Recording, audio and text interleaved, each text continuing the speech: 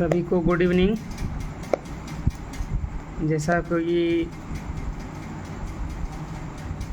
इतना दिन से हम लोग इंतज़ार कर रहे थे कि 17वीं बीपीएससी की वैकेंसी कब आएगी, और आज इतनी बड़ी संख्या में वैकेंसी आई है जो किसी भी पीसीएस के इतिहास में हमको लगता है सबसे बड़ा वैकेंसी है ये भी बिहार पीसीएस का।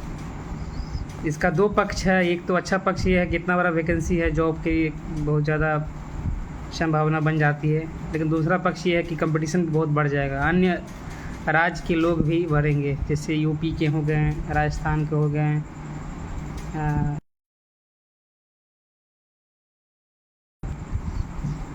तो ये चैलेंजिंग हो गया है थोड़ा सा ये इस मामले में। और फॉर्म भी लगता है 10-11 लाख के आसपास गिरेगा ही, इतनी भारी संख्या में अगर सीट आई है तो उससे लेकिन घबराना नहीं है। जो लगातार तैयारी कर रहा है उसका ही होगा।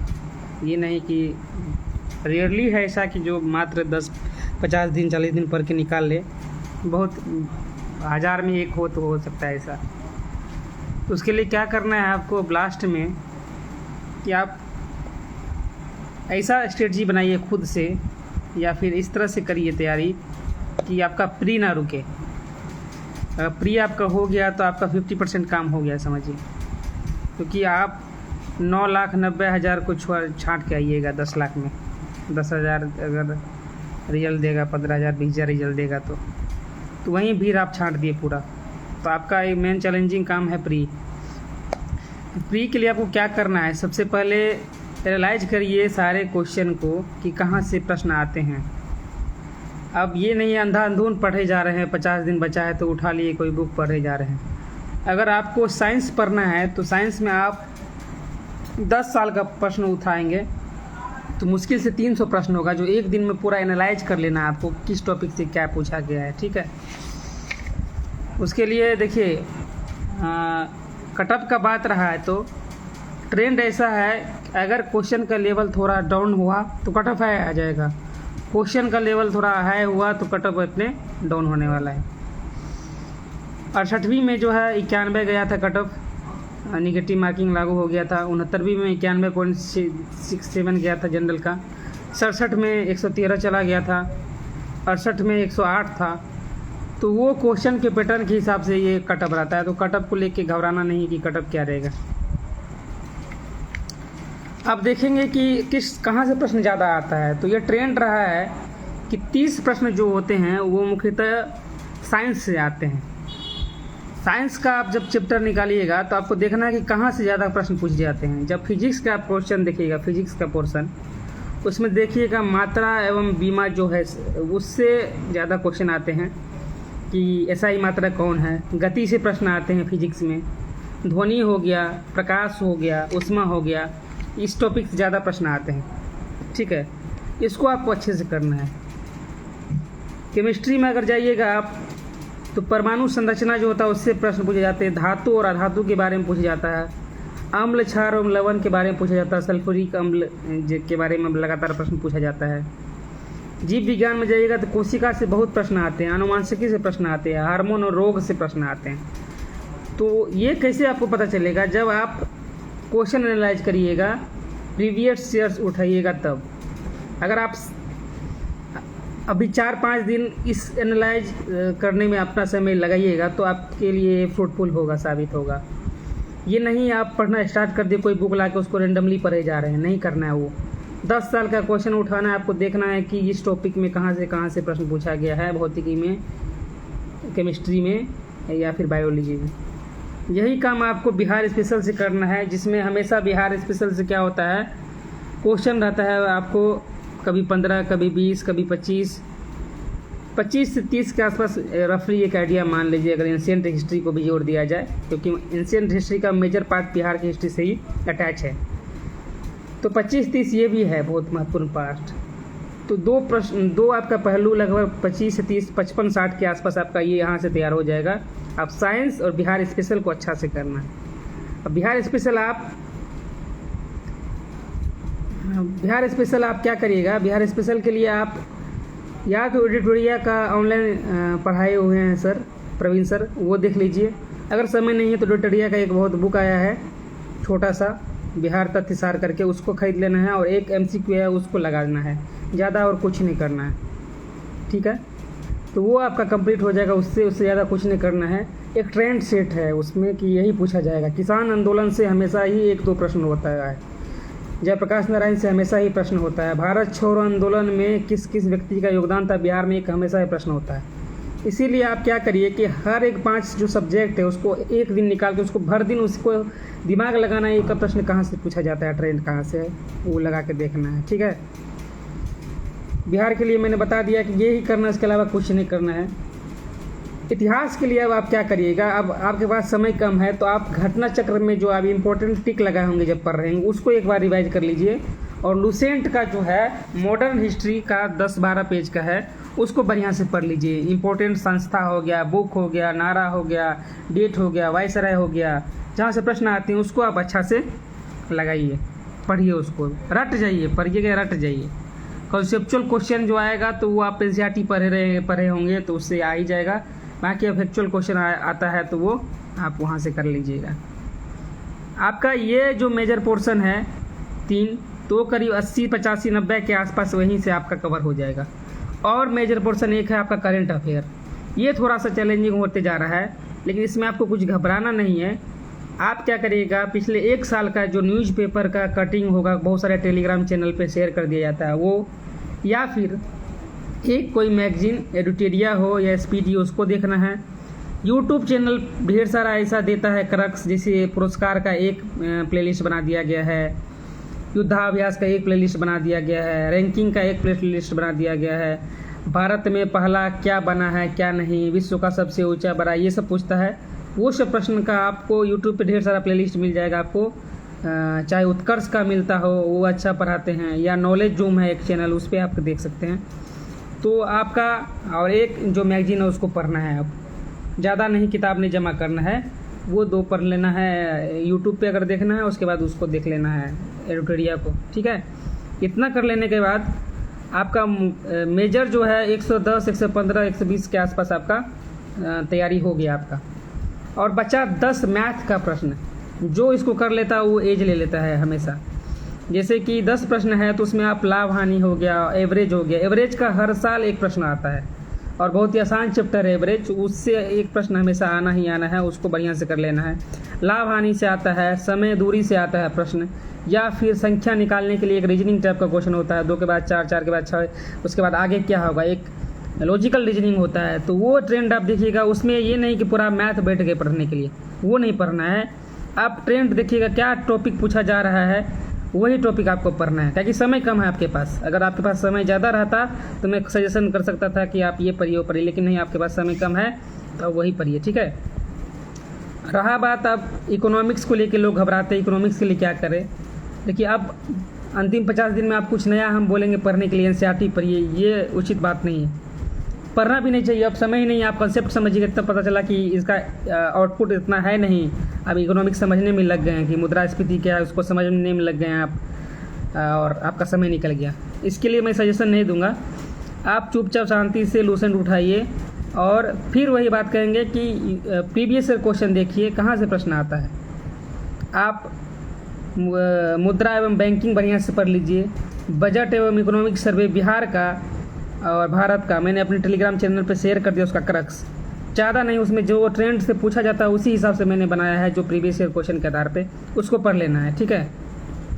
अगर इकोनॉमिक्स अभी तक नहीं पढ़े हैं तो आप घबराइए नहीं, बिल्कुल नहीं घबराइए। आप कंसेप्ट पढ़ने का समय नहीं है आपके पास, मेन आपका निकालना है, आपको प्री निकालना है, ठीक है।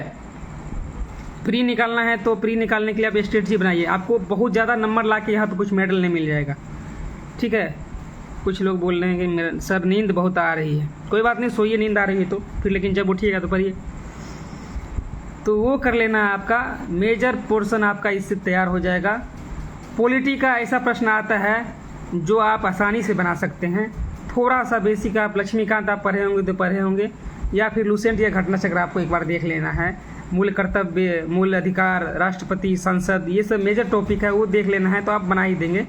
कोई भी अगर सिविल सर्विस का तैयारी करने वाला बच्चा रहेगा उसको आइडिया रहता है कि हम कहाँ से प्रश्न पूछा जा रहा है पॉलिटी में, और इंटरेस्टिंग सब्जेक्ट है तो उसमें आप मेजर गलती करते नहीं।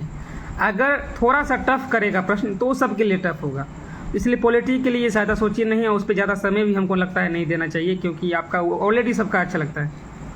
कुमार नचिकेता सर नींद नहीं आ रही है, कोई बात नहीं, बक्सर में बाढ़ आई है ना, तो आप संवेदनशील अधिकारी है तो आपको थोड़ा सा तो देखना ही पड़ेगा। ये आपको कर लेना है। डर क्यों लगता है? डर लगना अच्छी बात है, ठीक है। इम्पोर्टेंट रीजनिंग का टॉपिक बता दे रहे हैं। रीजनिंग इंपॉर्टेंट नहीं टॉपिक, हम बोले प्रीवियस ईयर क्वेश्चन देखिए उस हिसाब से, ठीक है। डर लगता है इसका मतलब अच्छी बात है कि आप पढ़ाई कर रहे हैं। हमको भी डर लगता था, सबको डर लगता था। फेलियर से नहीं डरना है, ठीक है, कि क्या होगा आगे क्या पता, किसी को पता नहीं था। आज हम यहाँ बैठ के आपके साथ सामने बता रहे, लेकिन मुझे भी डर था कि मेरा होगा कि नहीं होगा। तो ये तो स्वाभाविक बात है, 10 लाख 8 लाख में आपको आना है चुन के, तो डर लगना स्वाभाविक है, यही है ना, ठीक है। और नोटिफिकेशन देख के सर में दर्द होने लगा। नोटिफिकेशन देख के सर में दर्द क्यों हुआ भाई? इतना अच्छा वैकेंसी कभी आया है? खुशी होना चाहिए कि इतनी बड़ी मात्रा में बिहार सरकार नौकरी निकाली है, और भी पीसीएस का, तो बहुत ही अच्छा है। ज्योग्राफी के लिए कुछ नहीं करना है। नदी से एक प्रश्न रहता है हमेशा आपको, कोई महत्वपूर्ण लोकेशन रहता है, पर्वत पठार के बारे में रहता है, बेसिन के बारे में रहता है, कौन लेक कहाँ है इसके बारे में रहता है, किस देश की सीमा सबसे लंबी है, इसी टाइप का जनरल नॉलेज टाइप का प्रश्न रहता है। जो कंसेप्ट बेस्ड क्वेश्चन है वो आप एनसीईआरटी पढ़े होंगे तो आपका बन जाएगा, इसलिए वो नहीं डरना उसके लिए। कॉन्फिडेंस नहीं आता है सर, अरे आ जाएगा, पढ़ाई करिए आ जाएगा। क्रोन भी सही बुक है, सब बढ़िया बुक है, कोई एक बुक पढ़िए शांति से, कोई दिक्कत नहीं। और रहा बात कि वैकेंसी, हमको जहाँ तक लगता है कि बहुत सारा विभाग अभी और नहीं आया है, तो हमको लगता है कि और बढ़ ही सकता है वैकेंसी। उसमें लिखा भी हुआ है कि संख्या बढ़ भी सकती है या घट सकती है, घटती तो नहीं है, जनरली बढ़ती ही है। सर कट ऑफ बहुत कम जाएगा क्या इस बार? देखिए ये इतना वैकेंसी से मतलब नहीं है, प्रश्न का लेवल किस आधार पे है उस आधार पे कट ऑफ तय होता है, ठीक है। तो टेस्ट के आधार पे आपने एनालाइज कर लिए होंगे आप। रिवीजन पे ज़्यादा समय दीजिए, टेस्ट लगाइए हफ्ता में 1 या 2, और कोई डरना नहीं है, जो होगा अच्छा ही होगा, सही होगा। शांति से पढ़िए, अंधाधुंध नहीं पढ़िए, जो पढ़ना है वो पिछले साल के प्रश्न देख के पढ़ना है। Any post BPSC India test series, हाँ टेस्ट सीरीज देना ज़रूरी है, इसलिए कि आपका जब एग्ज़ाम देने जाएंगे तो आप यूज टू हो जाएंगे। टेस्ट सीरीज ऐसा माहौल में दीजिएगा कि आपको लगे ना कि प्रश्न परीक्षा दे रहे हैं। परीक्षा का प्रेशर झेल नहीं पाता बहुत आदमी।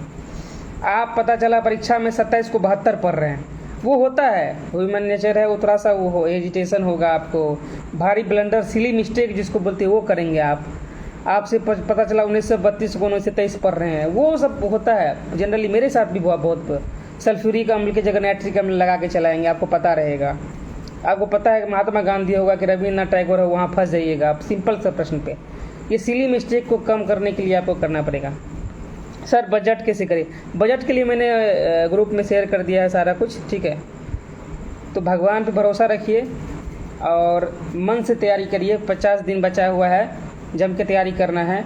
और बिहार स्पेशल का मैं समरी कुछ बनाया हुआ हूँ, उसको भी मैं टेलीग्राम पे शेयर कर दूंगा। जो वीवीआई है, हम ये नहीं बोले बुक स्किप कर दीजिए, लेकिन वीवीआई प्रश्न जो मैंने प्रीवियस ईयर के आधार पे उसको नोट किया टू द पॉइंट, उसको भी मैं अपने टेलीग्राम पे शेयर कर दूंगा 1 से 2 दिन में।